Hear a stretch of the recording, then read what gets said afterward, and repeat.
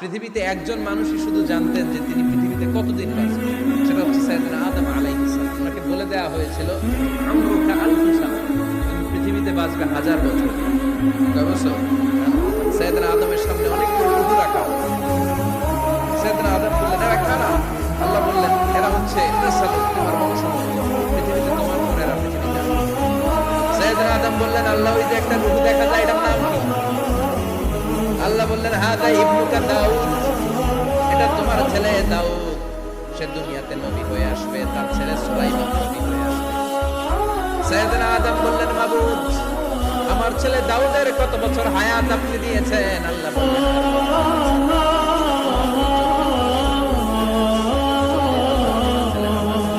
ও আল্লাহ, আমি বাবা 6 বছর, তুমি বলছো 1000 বছর। সাইয়েদনা আদম বললেন, মাবুদ, এত ফুটফুটে সুন্দর আমার ছেলে দাউদ মাত্র 40 বছর দিলেন কে?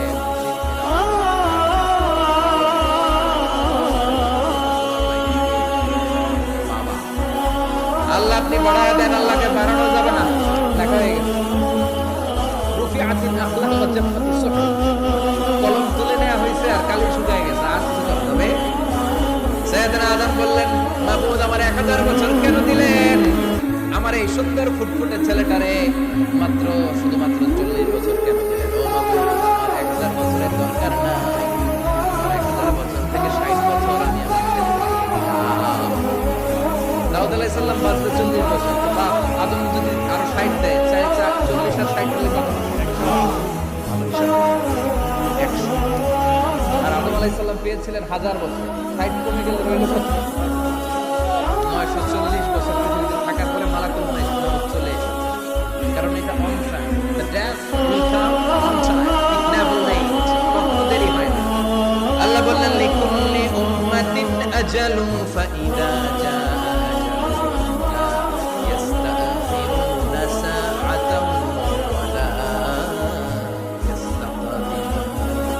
মৃত্যুর একটা নির্ধারিত সময় আমি বেঁধে দিয়েছি, অন টাইম, অন টাইমেই চলে আসে, 1 সেকেন্ড আগেও আসবে না, 1 সেকেন্ড পরেও আসবে না। 40 বছর বয়সে মালাকুল মউত এসে বলল, জিতু আন আমবাদা রূহাক, দ্রুত বাস করতে আসছে। আদম আলাইহিস সালাম বললেন, দ্রুত বাস করতে আসছে মানে আমি বাস করতে 1000 বছর। মালাকুল মউত বললেন, না না, ওই যে আগের কথা স্মরণ করেন, আপনি 60 বছর দিয়ে দিয়েছিলেন। কয় না, আমি দেই নাই, আমি আরো বাঁচুম, আরো 60 বছর টানা আছি, আমি দেই নাই। মালাকুল মউত বললেন, আপনি দিয়েছেন? আদম বলে, দেই নাই। মালাকুল মউত বলে, আল্লাহ ঘটনা দেখেন, দিয়া কয় দেই নাই। আল্লাহ কয়, থাক, কথা কইছ না, আয়া বস। সুবহানাল্লাহ পড়ো। নাসিয়া আদম ফানাসিয়া বানু, ভুলে গেছেন। আমরা ভুলে যাই, আমরা খেয়ে বলছি খাই নাই, নিছিলাম পকেটে, কয় নেই নাই। এরকম টাকাই নাসিয়া আদম ফানাসিয়া বানু, বিশ্বনবী বললেন, আদম ভুলেছে তো তার সন্তানরাও ভুলে যাবে। জাহাদা আদম ফাজাহাদা যুররিয়াতু, আদম অস্বীকার করেছে, তার সন্তানরাও অস্বীকার করে। সেদিন থেকে আল কিতাবা ওয়া শুহুদ, মানে লিখে রাখার সিস্টেম আর সাক্ষী সিস্টেম চালু হয়েছে। 940 বছর বয়সে মালাকুল মউত এসে আদম আলাইহিস সালামের রূহ নিতে পারে নাই। উনি 1000 বছর যখন হয়েছে তখন এসে সাইয়েদনা আদম আলাইহিস সালামের প্রথম নবীর রূহ মালাকুল মউত নিয়ে এসে দিনটাও ছিল জুমাবার। আল্লাহু আকবার। আবার বিশ্বনবী বললেন, লা তাকুমুস সাআ ইল্লা ফি ইয়াউমিল জুমআহ ইযা যুলজিলাতিল আরদু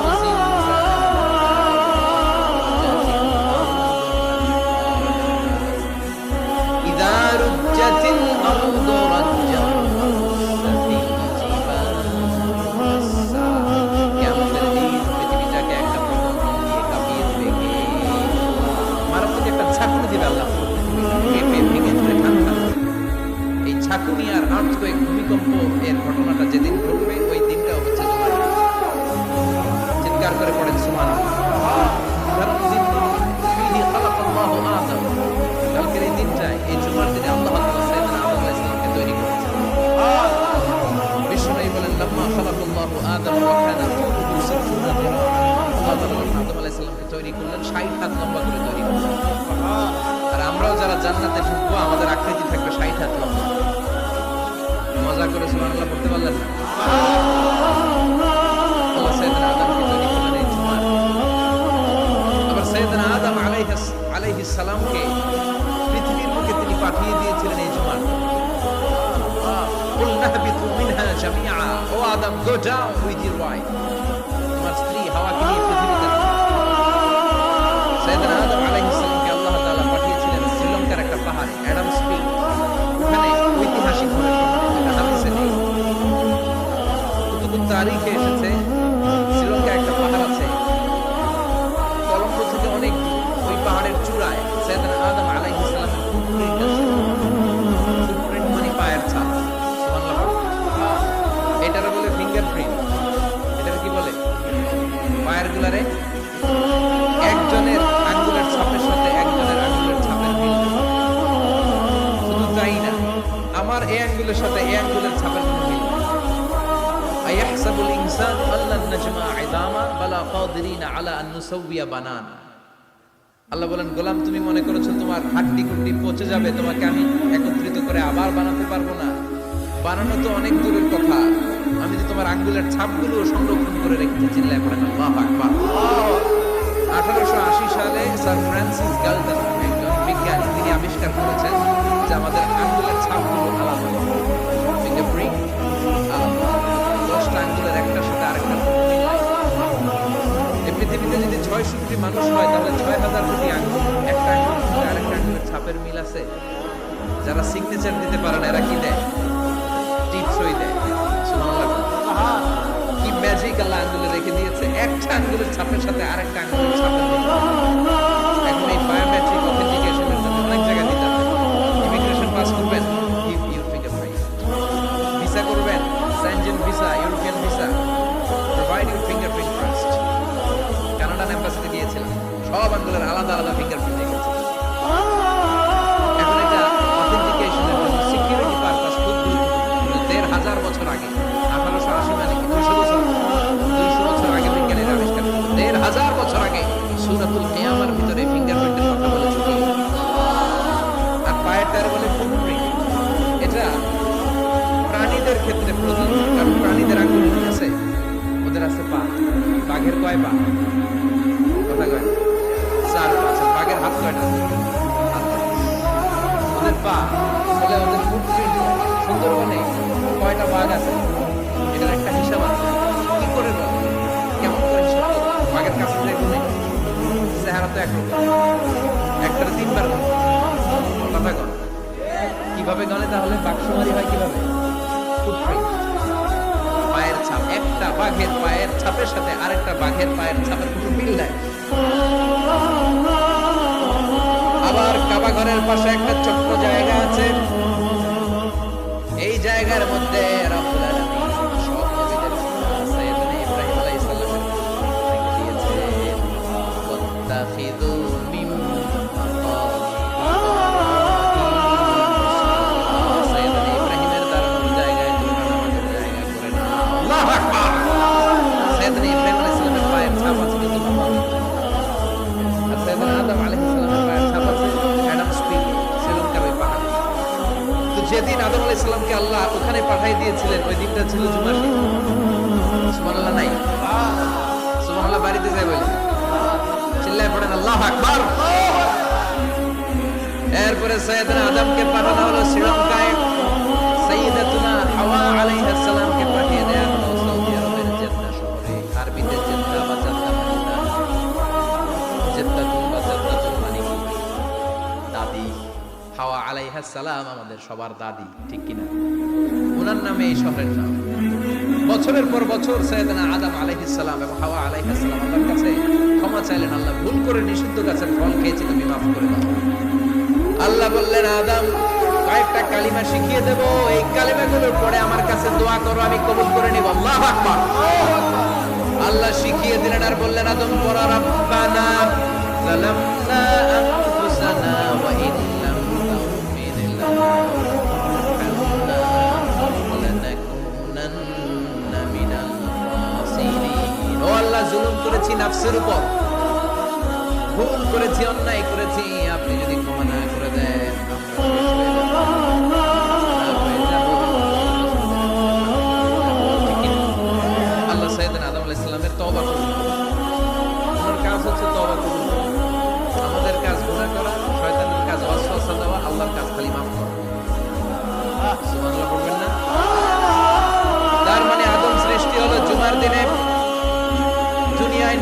নেওয়া হলো জুমার দিনে, তওবা কবুল করে নেওয়া হলো জুমার দিনে, কবজ করা হলো জুমার দিনে, আবার কিয়ামত সংঘটিত হবে জুমার দিনে।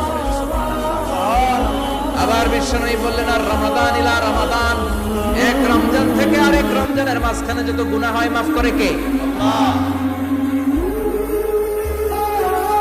তারপরে বিশ্বনবী বললেন, আল উমরাতু ইলাল উমরা, কেউ যদি একবার উমরা করে পরে আবার করলে দুই উমরার মাঝখানে গুনাহ ক্ষমা করে দেয়। বিশ্বনবী বললেন, আল জুমআতু ইলাল জুমআ কাফারাতুন লিমা বাইনাহুমা, এক জুমার পর থেকে সামনের জুমা আসা পর্যন্ত যে সগীরা গুনাহগুলো হয় সবগুলো সগীরা গুনাহ মাফ করে দেয় কে? রজব শাবানে বরকতে দাও,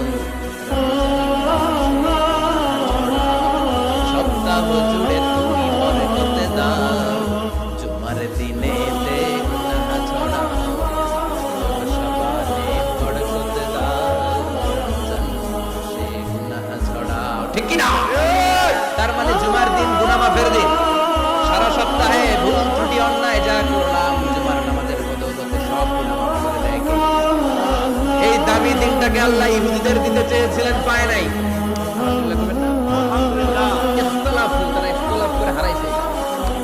এই দামি দিনটা রব্বুল আলামিন নাসারাদেরকে দিতে চেয়েছিলেন, ওরাও ইখতিলাফ করে হারাইছে। এজন্য ইখতিলাফ ভালো জিনিসটা খারাপ জিনিস, মারামারি ভালো জিনিসটা খারাপ জিনিস,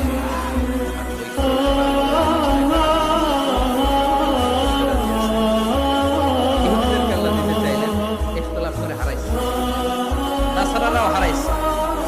ফাজা আল্লাহু বিনা ফাহাদানা বিহাদা দ্বীন, রব্বুল আলামিন এই দিনটা আমাদেরকে দিলেন, আমরা ইখতিলাফ করি নাই, বিশ্বনবীর হাতে হাত রেখে ঐক্য করে ঘোষণা দিয়েছি জুমার দিন আমাদের সাপ্তাহিক দিন। সুবহানাল্লাহ। বিশ্বনবী বলেন, ফাগাদান লিল ইয়াহুদ, সাপ্তাহিক আনন্দের দিন ইহুদিদের জন্য হচ্ছে শনিবার, ইয়াউমুস সাbt, ওয়া বা'দা গাদলিন নাসারা, আর খ্রিস্টানদের জন্য হচ্ছে রবিবার, আর আমাদের জন্য হচ্ছে শুক্রবার। চিল্লায় পড়েন আল্লাহু আকবার। তার মানে জুমার দিন, জুমাবারের মর্যাদা বেশি না কম?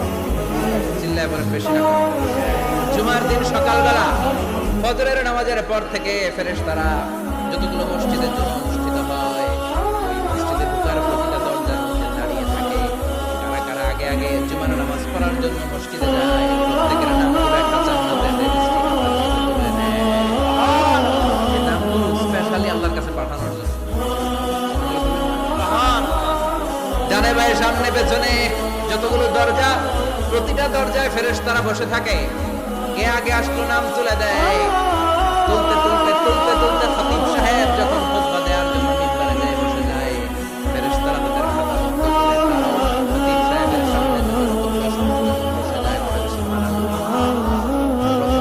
জুমার দিন জুমার মসজিদে যে ঢুকবে, বিশ্বনবী বললেন, আল্লাহর রাস্তায় একটা উট কুরবানি দিলে যে সওয়াব, এই সওয়াব দিয়ে দেয়। দ্বিতীয় পর্যায়ে যে ঢুকে, বিশ্বনবী বললেন বাকারা, গরু কুরবানির সওয়াব পায়। 3 নম্বরে যে ঢুকবে, বিশ্বনবী বললেন কাবসা,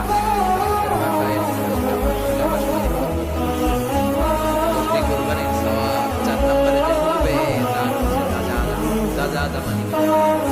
5 নম্বরে যে ঢুকবে, বিশ্বনবী বললেন বাইদা, নোয়াখালী রাখবে বয়দা, আমরা কই আন্ডা। এক দেশের কত ভাষা, এক দেশের গালি, আরেক দেশের আমরা বলি ছেলে, কুষ্টিয়া বলে পুত্র, আরেক জায়গায় গেলে বলে পুত, আরেক জায়গায় গেলে বলে ফোয়া। আছে না নাই?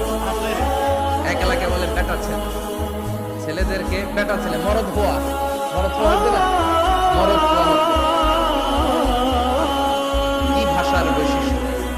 যেটা আমরা বলি ডিম, কথা বলে আন্ডা, কথা বলে ময়দা। তো এই ময়দা আল্লাহর রাস্তায় দান করে দিলে যে সওয়াব, পঞ্চম ব্যক্তি ওই সওয়াব পাবে।